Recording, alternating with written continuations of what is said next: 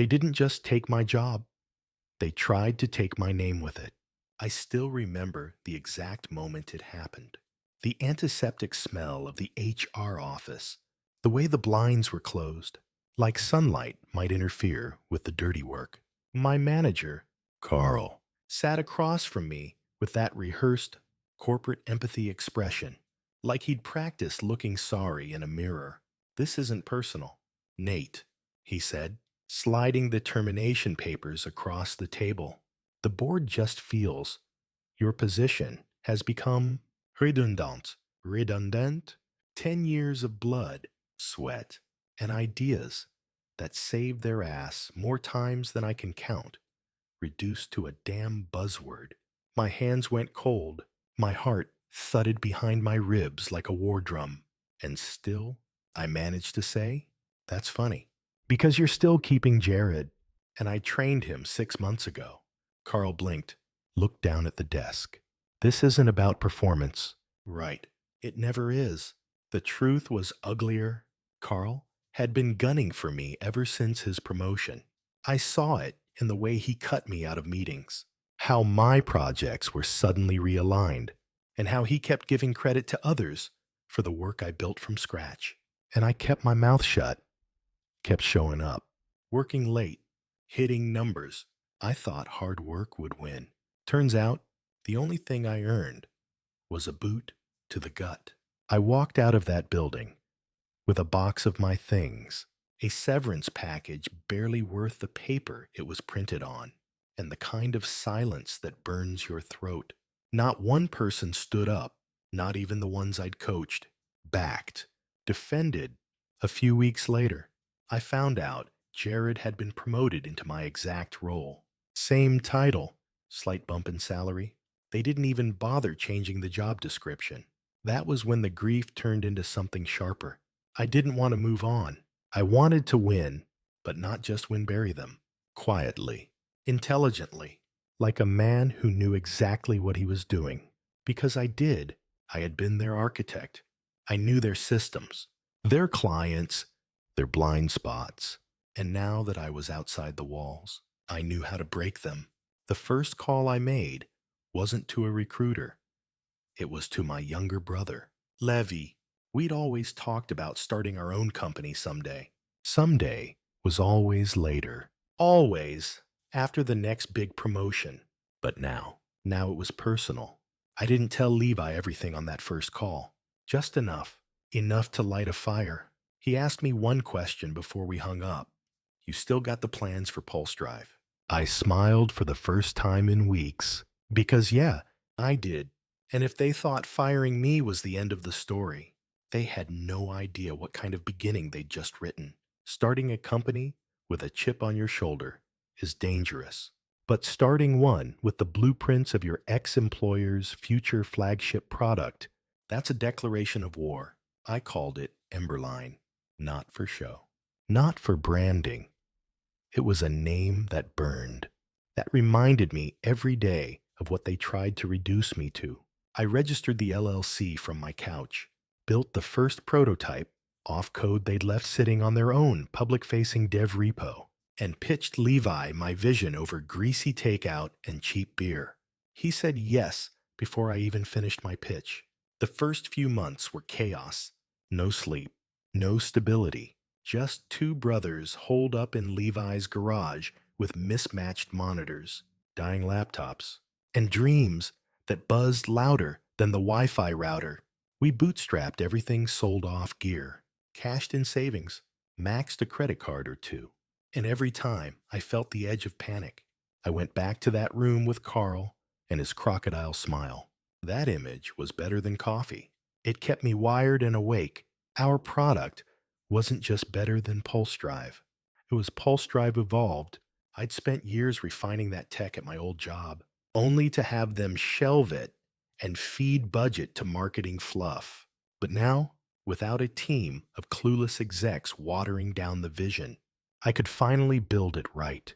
Clean UI, lightweight infrastructure, AI-driven adaptability, no nonsense, just speed and intuition. We launched the beta 6 months after I was fired. No press, no investors, Just one client, a guy Levi knew from his old tech meetup, who needed help optimizing his fleet logistics. He loved it, paid up front, referred two more businesses before the month ended. Word spread, and so did the fire in my chest. But with momentum came sacrifice. I missed birthdays, stopped returning calls. My relationship with Leah, my girlfriend of 4 years, started unraveling. She didn't understand why I couldn't let it go. Why this wasn't just about starting over like a normal person. One night, after another missed dinner, she sat me down and asked, "Is this really about building something? Or is this about revenge?" And I didn't know what to say, because it was about revenge. At least at first, every late night, every new client we stole from my former employer, every spike in our user growth, it wasn't just success. It was retribution. It was proof that I mattered, that they were wrong. But sitting there across from Leah, watching her hold back tears she didn't want me to see, I felt something crack. I was winning, but at what cost? She squeezed my hand. "Just don't lose yourself chasing the people who threw you away." I nodded, promised I wouldn't. Then I lied and got back to work. Because we were close. I could feel it. Emberline was on the edge of something big. We had the product. We had the clients. Now, all we needed was one public win. And I knew exactly where to find it. At their biggest annual showcase, the same event I used to run, the one they'd fired me 2 weeks before hosting. I wasn't just going to attend. I was going to steal the stage. Tech Ascend was their crown jewel and industry summit wrapped in champagne and ego. CEOs, VCs, influencers, everyone who mattered in our sector came through those glass doors to sip overpriced lattes and pretend disruption was a badge of honor. I used to help plan it, wrote speeches, rehearsed demos, smoothed out Carl's flubs when he forgot the product roadmap. Now, I was walking in with a press badge and a plan to make them regret every step that led to that HR office. Levi thought I was crazy.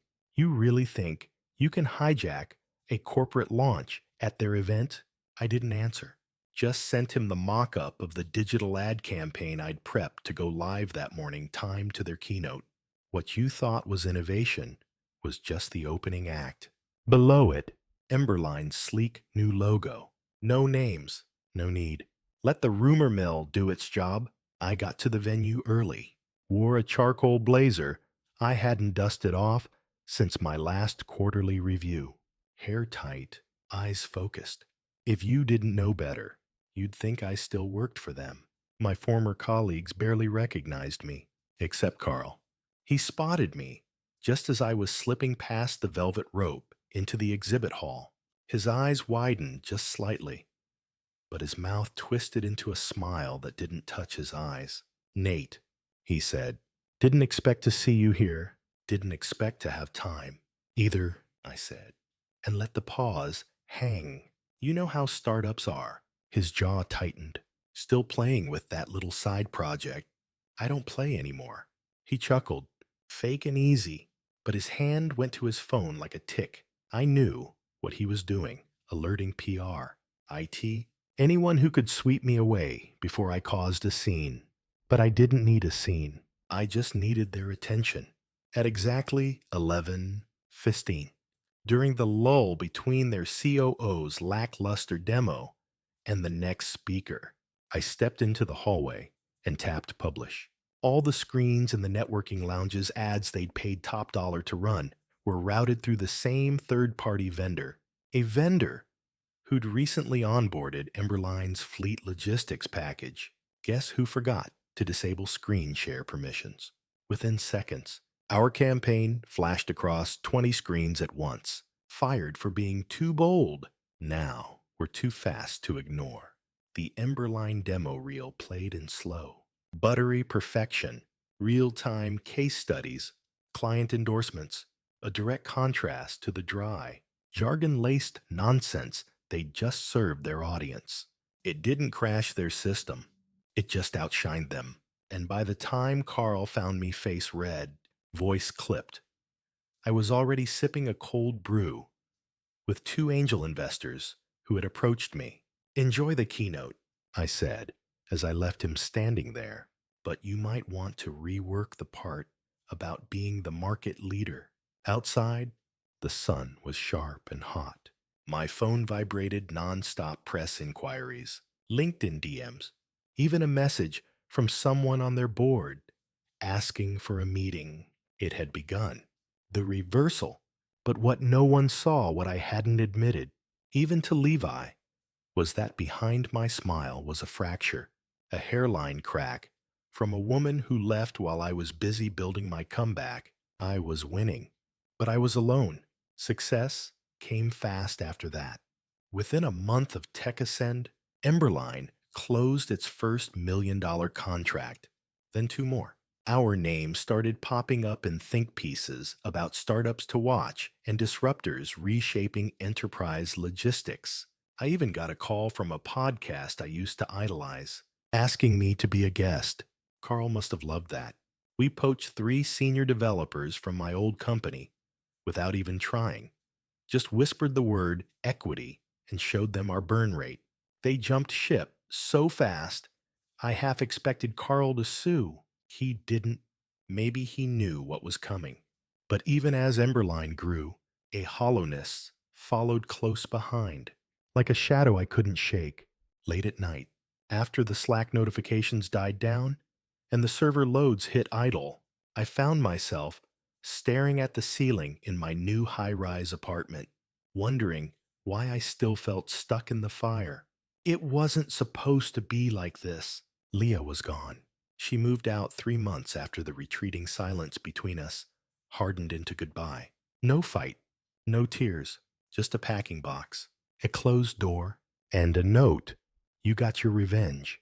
I hope it gives you peace, but it won't give you me. She was right.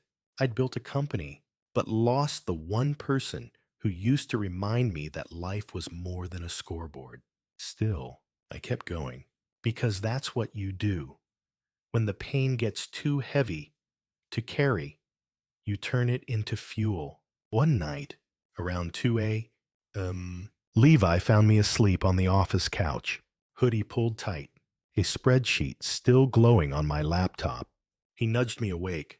You okay? Yeah, I said, wiping my eyes. Just tired? He studied me. Tired like startup life tired. Or tired like you built this whole thing on spite, and now you don't know what the hell to do with it.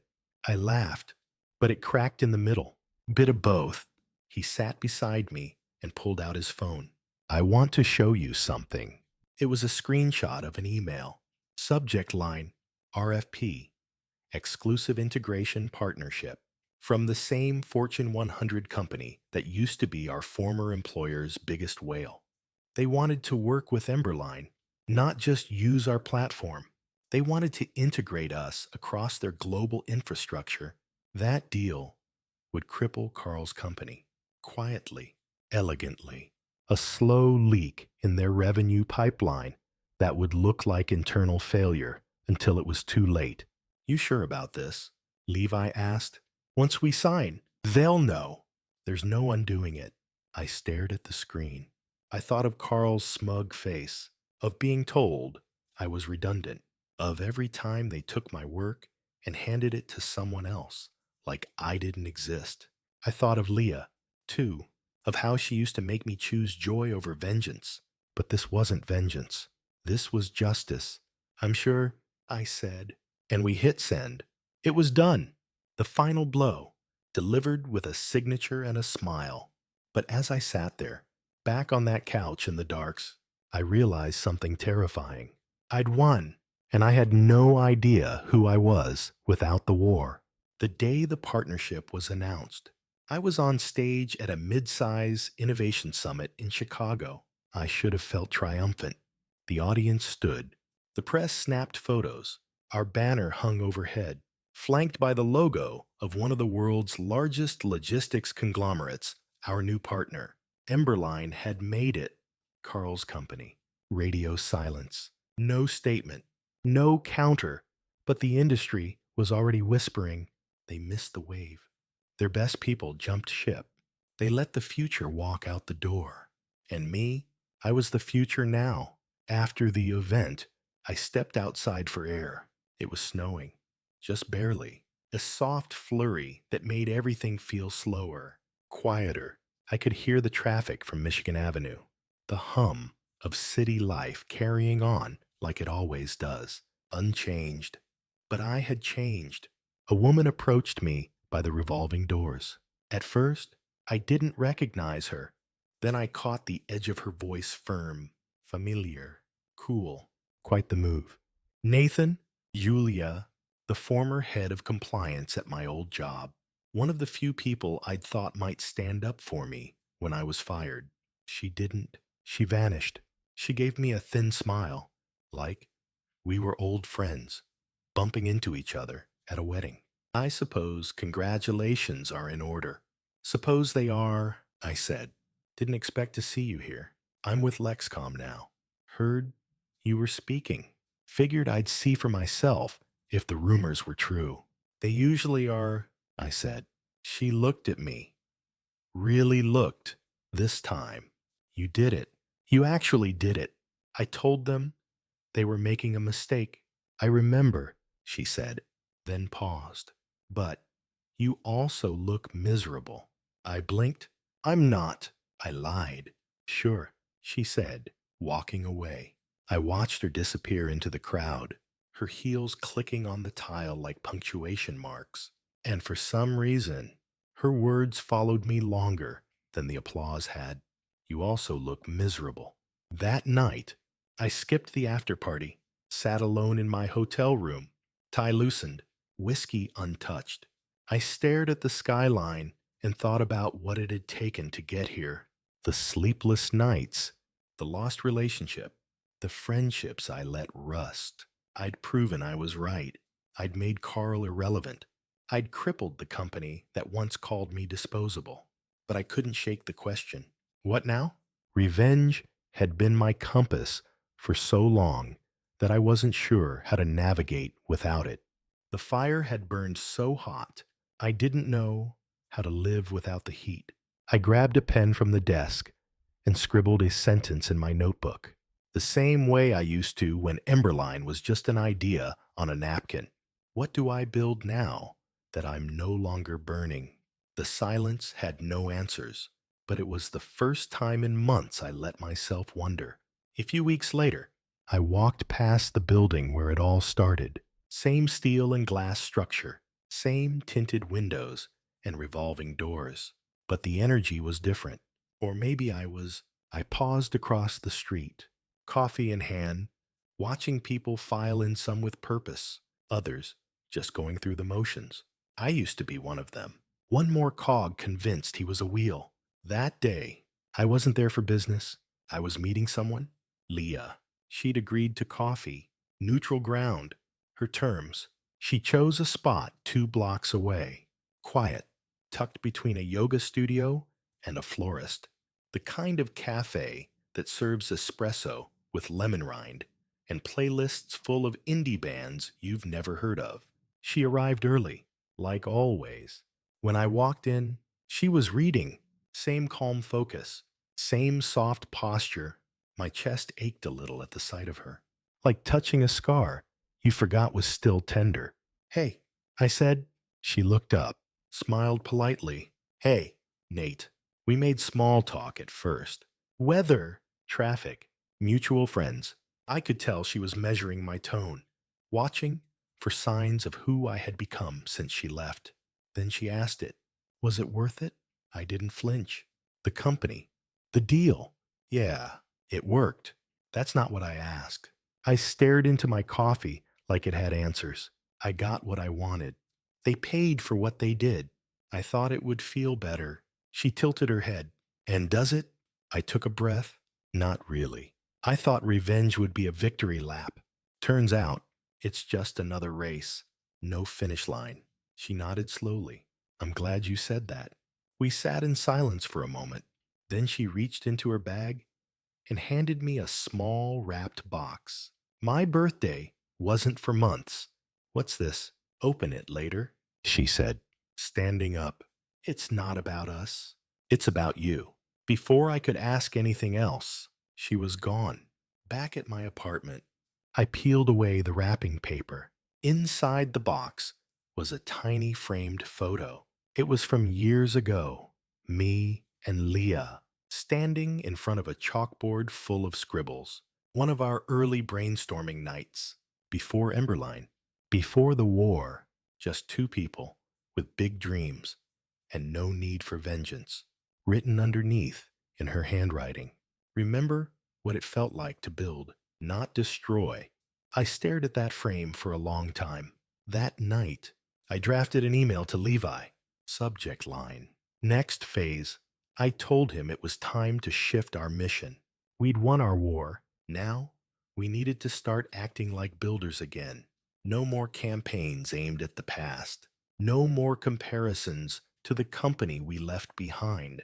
We'd create something new, not out of anger, but out of purpose. It wasn't redemption, but it was a start. And for the first time in a long while, I felt something stir in my chest. Not fire. Hope. Hope, as it turned out, was more dangerous than revenge. Revenge kept me sharp, kept me paranoid, calculated. Hope. Hope made me want things again, made me believe in the idea of a life after war. Levi was the first to feel it. Are you actually smiling during meetings now? He asked one morning, half joking, half wary. I shrugged. Maybe. He grinned. Weird. But I'll take it.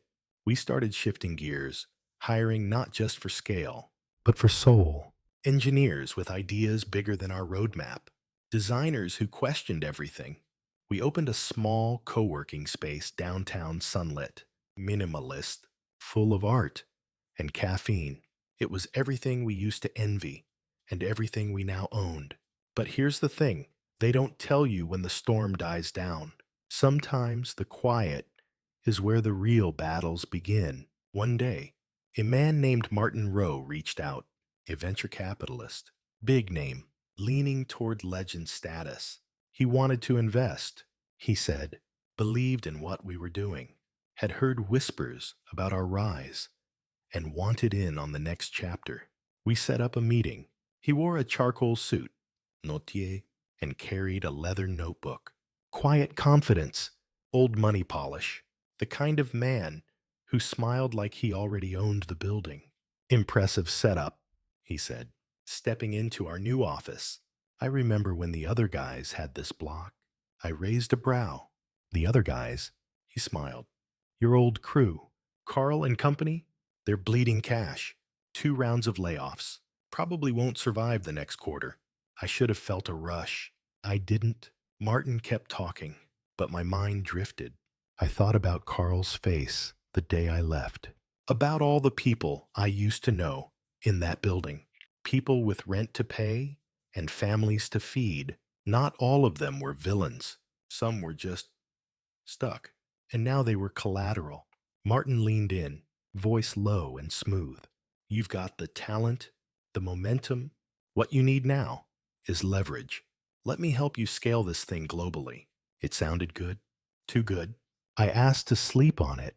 That night, I found myself pacing in the dark again, not because I was angry, because I was afraid.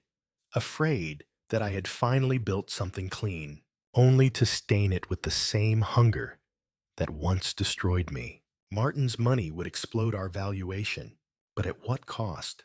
I opened Leah's photo again, read her message for the 100th time. Remember what it felt like to build, not destroy. The next morning, I turned Martin down, not because I didn't trust him, but because I finally trusted myself enough to know I didn't need his war chest to win. I walked back into our office, looked at Levi, and said, "We're doing it without him." He didn't ask why. He just nodded. And we got back to work. Turning Martin down wasn't the end of something. It was the beginning of a deeper kind of clarity, a reckoning. Because when you stop building your future just to spite your past, you're forced to face a question most people never dare to ask. What do I want? Now that I'm no longer angry, it's a heavier question than it sounds. For months, I'd lived in a rhythm of reaction. Every move was a counter, every win, a rebuttal. But now, I had the freedom to act from vision, not vengeance. It was terrifying. Levi saw the shift. "You're quieter these days," he said one afternoon as we rode the elevator up to the new office space. Not in a bad way, just not as sharp-edged. "I'm tired of sharpening myself just to survive," I replied. He nodded. "Then maybe it's time to build something that softens you instead." I thought about that for a long time after, because it wasn't just about Emberline anymore. It was about me, who I was, without the story of betrayal echoing in my every decision. I took some time off, the kind of time that makes investors nervous and founders suspicious.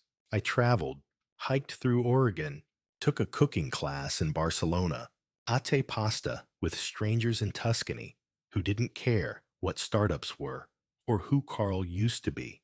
I read books that had nothing to do with business. I started sketching again, something I hadn't done since college. And in that quiet, something shifted.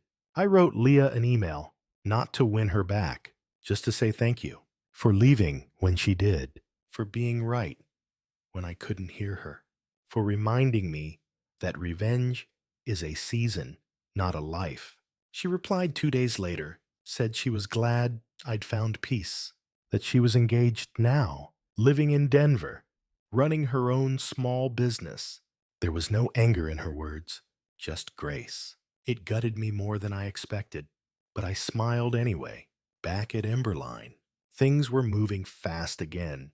We'd hired a new CTO, launched a beta of a consumer-facing dashboard that would revolutionize supply transparency. Forbes called us the dark horse turned gold standard. Carl's company filed for bankruptcy 3 weeks later. Someone sent me a link to the court documents. Honest eyes, I didn't open them. What would have once felt like victory now felt unnecessary. I was already living the proof of what I'd always known. I wasn't disposable. I was dangerous when doubted. And I was finally free. One night, as I stood on our rooftop with Levi, watching the city blink beneath us, he asked, "Do you ever think about what would have happened if they never fired you?" I didn't even hesitate. Yeah, I'd still be building someone else's dream. He laughed. Fair. We clinked our bottles together and let the silence stretch. This wasn't revenge anymore. This was resurrection. Resurrection sounds noble until you realize it demands sacrifice. You don't get to rise unless something burns. And for me, that something was the version of myself who once believed loyalty would protect him. The man who trusted systems more than instincts, who equated worth with titles, handshakes, and performance reviews. That man died the day they fired me. And the one who rose afterward, he's still learning how to live without armor. It wasn't easy stepping back into my company after that trip. Everyone had gotten used to me being the engine, the driver, the fire starter. Now, I was quieter in meetings. I listened more, trusted people to lead. I let go of control, little by little. Some employees noticed. A few even questioned it. "Are you okay?" One junior dev asked me after I vetoed a rushed product launch to prioritize user trust. "You're different," I smiled. "That's the point. We weren't just scaling anymore. We were maturing." The foundation had to be real, not just reactive. No more trying to outpace ghosts. One afternoon, I got an invitation. A panel at a leadership summit topic, from betrayal to billion-dollar vision. I almost laughed, not because it wasn't flattering, but because they'd wrapped my blood, sweat, and spiral into a TED-friendly tagline. Still, I said yes. When I got there, I realized Carl was also on the docket. Different topic, same event. He was listed under Lessons in Corporate Reinvention. We hadn't crossed paths in over a year. After my panel, while I was nursing a lukewarm coffee backstage, he walked in, slimmer, paler, like someone who had survived something but lost the plot along the way. We made eye contact. He hesitated, then walked over. I read about Emberline. He said, eyes darting. You did good. Nate, I waited for the but. I was wrong about you. There it was. I could have said 100 things, could have reminded him how he framed me out of a job, how he let politics erase 10 years of loyalty. But I didn't, because none of that mattered anymore. So I just said, yeah, you were. He nodded slowly. If you ever need anything. But I cut him off gently. I don't. I walked away after that, not out of pride, but because that chapter was over. You don't keep rereading the same page once you've written a better ending. That night, Levi and I hosted a private dinner for the team. No press, no photos, just food, laughter, stories. Toward the end of the night, I raised a glass. Here's to everything we built, because of what they tried to break. Everyone clapped, but it wasn't about revenge anymore. It was about ownership, of pain, of power, of purpose. I thought I'd lost everything when they cut me loose, but they didn't end me. They gave me back to myself. The strange thing about peace is how quiet it is. No applause, no dramatic curtain call, just a slow, steady settling, like the dust finally choosing to stop dancing in the sunlight.